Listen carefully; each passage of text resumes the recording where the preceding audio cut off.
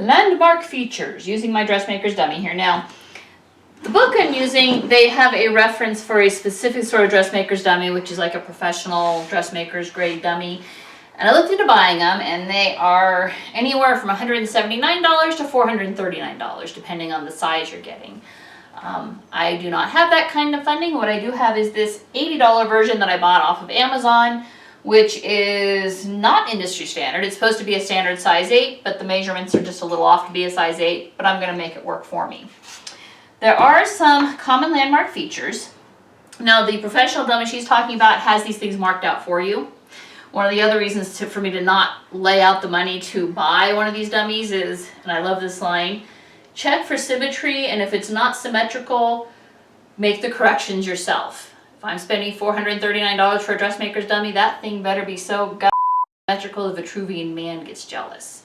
I mean, I want Leonardo da Vinci popping up from the grave and saying, wow, that was a damn good purchase, Katrina. Lacking that, I'm just going to do it myself. So, we have our neckline here. We have our center front line here. And the nice thing about doing it yourself is, hey, it's symmetrical. I know it is because I did all the measurements myself. These are your princess lines. Essentially, anything you're doing that's a princess seam, even for, or darts, this is going to help you determine that.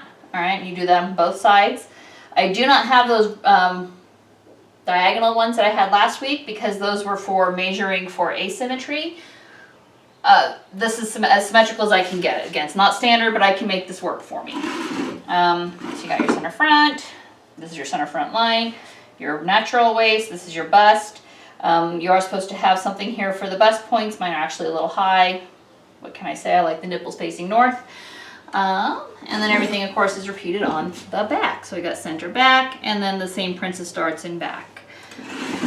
I do have armholes here. They are not clearly marked is the only problem. I do have the shoulder points. Face the camera. Shoulder points here and here. The armholes would be about here on the dressmaker's dummy that she's recommending that you get. They have clearly marked armholes. I will make it work.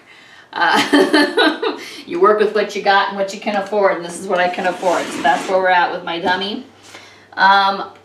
While we did a figure analysis on me, and we all know that I am so bent, I started getting job offers for politicians.